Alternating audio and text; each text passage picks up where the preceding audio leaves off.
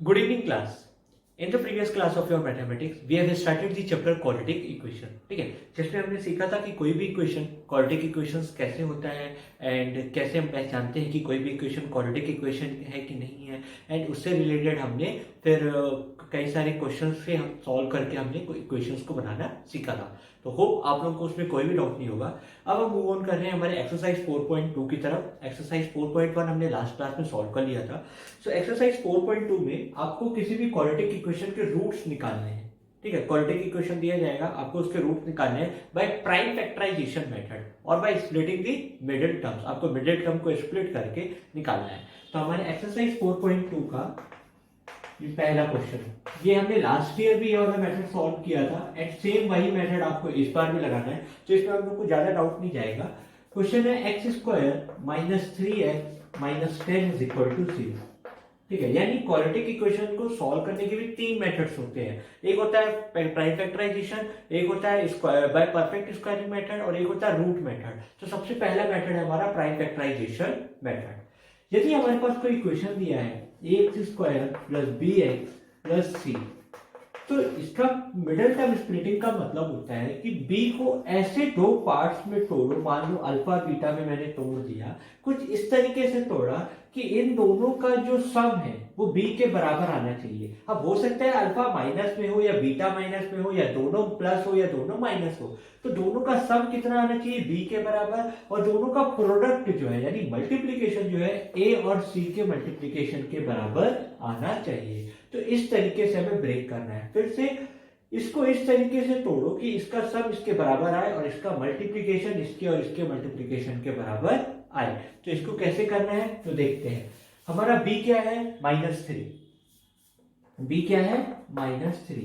अब b को ऐसे तोड़ो कि इसका मल्टीप्लिकेशन a और c क्या है? a की वैल्यू 1 है, c की वैल्यू क्या है? -10 है. ठीक है, तो इसका मल्टीप्लिकेशन कितना आ रहा है? -10. इस तरीके से तोड़ो कि इसका मल्टीप्लिकेशन इसके बराबर है और इसका सम भी -3 के बराबर है. तो जैसे 10 को अगर मैं फैक्टराइज करूं तो 5 इंटू 10 5 इंटू 2 10 होता है, 10 इंटू 1 10 होता है. केवल यही तो है जो नंबर मेरे को 10 दे सकते हैं. तो 5 माइनस 2 करूं तो 3 आता है, यानी +3 आ रहा है, जबकि मुझे क्या चाहिए? -3. तो यहाँ -5 + 2 करूं, अगर क्या करूं? -5 + 2 करूं तो वो कितना आएगा? -3. और -5 इंटू 2 करूं तो कितना आएगा? -10. यानी मेरा साइन भी क्या हो रहा है? सही बैठ रहा है. तो I can write it x square -5x plus 2x minus 10 is equal to 0. क्यों? -5 + 2 कितना होता है? -3. सही बैठ रहा है. -5 इंटू 2 -10 होता है. सो इन दोनों में से x कॉमन, इन दोनों में से x कॉमन, तो अंदर क्या बचा? x माइनस 5 प्लस इन दोनों में से 2 कॉमन, तो अंदर क्या बचा? x minus 5 is equal to 0. तो दोनों में देखो, यहाँ x माइनस 5 है, यहाँ x माइनस 5 है. तो याद रखिएगा कि जब भी फैक्टराइज करेंगे तो ब्रैकेट के अंदर वाली वैल्यू हमेशा सेम आनी चाहिए, अलग नहीं आनी चाहिए. तभी मैं x माइनस 5 को कॉमन निकाल लूंगा. तो क्या बचा? x plus 2 is equal to 0. अब दो तरीके हैं, या तो ये 0 के बराबर होगा या तो ये 0 के बराबर होगा, तभी तो x की दो वैल्यू आएंगी. ठीक है, तो कैसे लिखेंगे? एक x minus 5 is equal to 0 और x plus 2 is equal to 0. तो x की वैल्यू क्या आ गई? 5. और यहां पे x की वैल्यू क्या आ गई? -2. तो x की टोटल दो वैल्यू आ गई 5 एंड -2. तो ये आपका आंसर है. ठीक है क्लास. अब हम इसी का क्वेश्चन नंबर 3 सॉल्व करते हैं. थर्ड में दिया है √2x² plus 7x plus 5√2 is equal to 0. b की वैल्यू क्या है? 7. a की वैल्यू √2, c की वैल्यू 5√2. तो यदि मैं a और c को मल्टीप्लाई कर रहा हूं तो √2 इंटू √2 2 होगा, 2 इंटू 5 10. तो a इंटू c 10 आ गया. अब b को ऐसे तोड़ो कि सम भी 7 है और ये मल्टीप्लीकेशन 10 है. तो b को क्या लिख सकता हूं? 5 + 2 5 प्लस 2 7 भी होता है, 5 प्लस 5 इंटू 2 10 भी होता है। तो इसको ऐसे लिख सकता हूँ, √2x² plus 5x plus 2x, ठीक है, क्योंकि 5 प्लस 2 7 होता है, x लिखना जरूरी है, 5√2 इज इक्वल टू 0।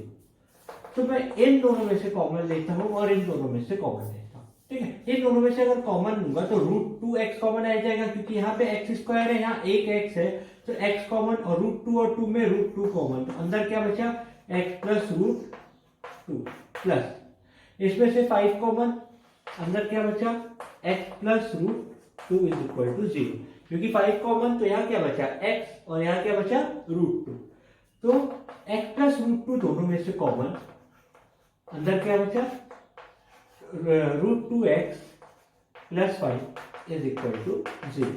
तो या तो ये 0 के बराबर होगा या तो ये 0 के बराबर, क्योंकि 0 इंटू ये करूंगा तो भी 0, ये इंटू 0 करूंगा तो भी 0। तो if x plus √2 is equal to 0 है तो x की वैल्यू माइनस √2 हो जाएगी, और यदि √2x plus 5 is equal to 0 है तो x की वैल्यू, ये प्लस 5 उधर जाके माइनस 5 और √2 डिवाइड हो जाएगा, ये आंसर, ठीक है। तो x की दो वैल्यू है माइनस √2 एंड माइनस 5/√2। तो हो इतना आप लोग को क्लियर हो गया होगा। तो बाकी के जो क्वेश्चंस हैं वो आपको सॉल्व करने हैं क्वेश्चन नंबर 1 के खुद से, ठीक है। बाकी क्वेश्चन पे भी आपको ऐसे ही लॉजिक लगाना है, समझना है कि कैसे हमको करना है। अब question number 3 statement based question है, इसलिए अच्छे से सॉल्व करना है। क्वेश्चन नंबर है, find two numbers whose sum is 27 and the product is 182। यानी आप लोग लिख सकते हो, let two numbers are x and y। तो दोनों का सम कितना है, x प्लस y का सम 27 and x into y 182, product बोला है। ये इक्वेशन 1, इक्वेशन 2। अब देखिए इक्वेशन 1 को मैं ऐसे लिख सकता हूं, y is equal to 27 minus x को उधर ले गया।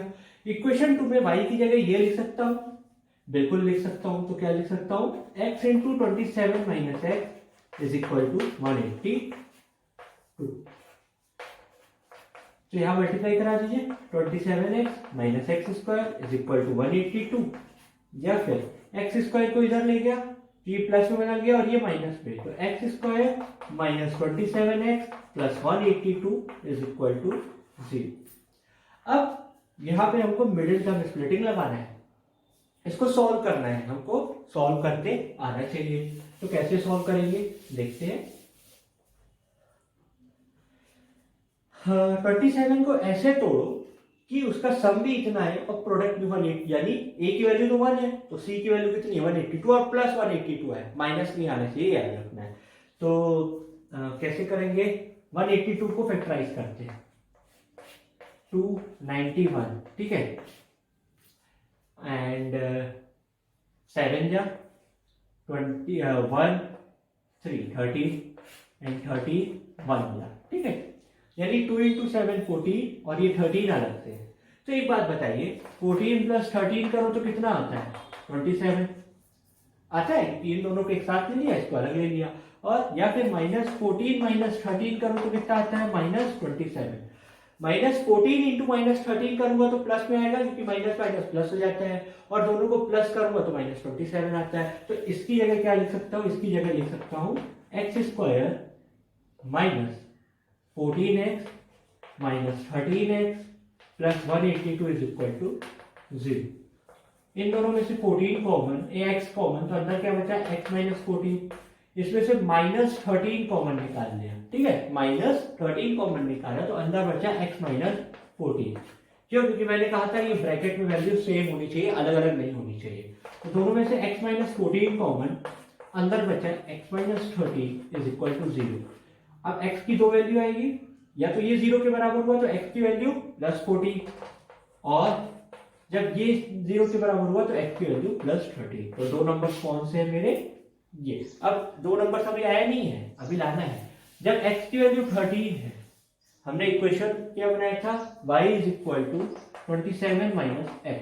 तो क्या लिख सकते हो, if x is equal to 14 y is equal to और 13 भी माइनस हो जाएगा, और x की वैल्यू अगर 13 है तो y की वैल्यू कितनी हो जाएगी, 14 हो जाएगी। क्यों, यहाँ से 13 माइनस हो जाएगा, तो ये मेरा फाइनल आंसर आएगा। ठीक है, अब मूव कर रहे हैं क्वेश्चन नंबर 4 की तरफ। क्वेश्चन नंबर 4 में बोल रहा है find two consecutive positive integers whose square sum of the whose square is 365। Two consecutive positive integers बोल रहा है। टू कॉन्जिक्यूटिव पॉजिटिव इंटीजर्स का मतलब है कि इफ अगर पहला नंबर x है तो दूसरा क्या हो जाएगा, x प्लस 1। ठीक है, तो क्या लिखोगे, let first number is x, therefore second number is x plus 1। Question में क्या बोल रहा है कि दोनों के स्क्वायर का सम, स्क्वायर का सम कितना है, 365। तो एक्स स्क्वायर प्लस इसका होल स्क्वायर करो, x square plus 2x plus 2 आएगा, a प्लस बी का स्क्वायर, सॉरी 1 आएगा, इज इक्वल टू 365। इन दोनों को सम करो, कितना आता है, 2x स्क्वायर, ये 2x और ये माइनस 364 हो जाएगा, इज इक्वल टू 0। अब दोनों को अगर मैं 2 से डिवाइड करा दूं तो x square plus x minus 182 is equal to 0। अब इसको फैक्टराइज करना है और x की वैल्यू हमें कैलकुलेट करनी है, यानी b की वैल्यू यहाँ 1 है, इसको ऐसे तोड़ो कि उसका मल्टीप्लीकेशन माइनस 182 आए और सम उसका 1 है। ठीक है, तो ये आप लोगों के लिए होमवर्क है, कैसे करना है ये आप लोग करके दिखाइएगा कि सर हमसे बन गया। अब मूव कर रहे हैं क्वेश्चन नंबर 5 की तरफ। ठीक है,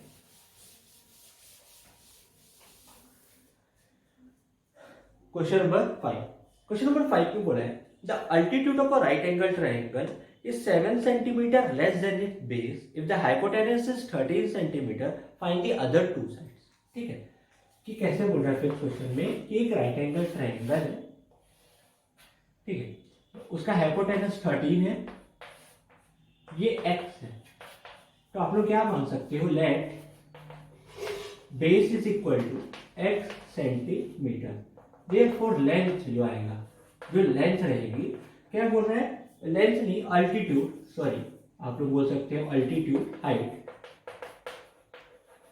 अल्टीट्यूड जो है, the altitude of a right triangle is 7 centimetre less than it's base. 7 centimetre यानी बेस से वो कितना छोटा है, 7 सेंटीमीटर छोटा है, तो वो कितना हो जाएगा, x माइनस 7 हो जाएगा। अब पाइथागोरस थ्योरम जो हमने पढ़ा है वो क्या बोलता है, पाइथागोरस थ्योरम बोलता है कि हाइपोटेनस का square is equal to perpendicular का स्क्वायर प्लस बेस के स्क्वायर के बराबर होता है। ठीक है, hypotenuse square equal to perpendicular square plus base square. So ये 169, ये कितना हो जाएगा, x square a minus b का स्क्वायर का formula minus 14x plus 49 plus x square, और ये 2x स्क्वायर हो जाएगा माइनस 14x और माइनस 169 इधर आ जाए तो 49 minus 169 minus 120 is equal to 0।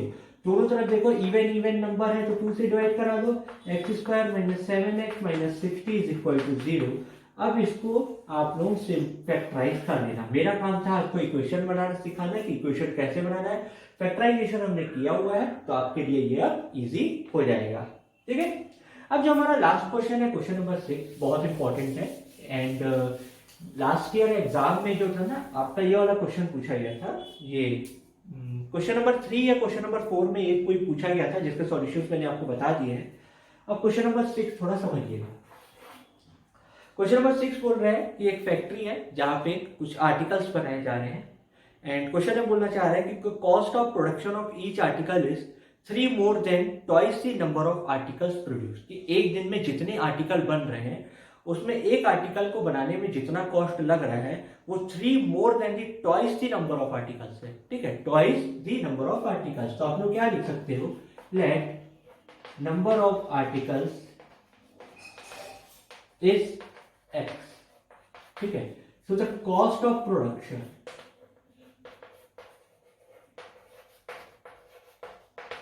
Of each article, एक मान लो कोई टेडी बियर बना रहे हैं या कोई खिलौना बना रहे हैं तो एक खिलौने को बनाने में कितना पैसा लग रहा है, 3 more than twice the number of articles, यानी इसका ट्वाइस प्लस 3, ठीक है। और टोटल कॉस्ट ऑफ जो प्रोडक्शन है वो 90 रुपीज है। उस दिन टोटल कॉस्ट जो लगा 90 रुपीज लगा। तो आपसे पूछ रहा है कि नंबर ऑफ आर्टिकल्स बताइए और एक आर्टिकल को बनाने में कितना प्राइस लग रहा है। अब सिंपल से एक बात बताइएगा, यदि आपके पास 10 पेन है, एक पेन की कॉस्ट 5 रुपए, तो टोटल कितना कॉस्ट हो जाएगा 50।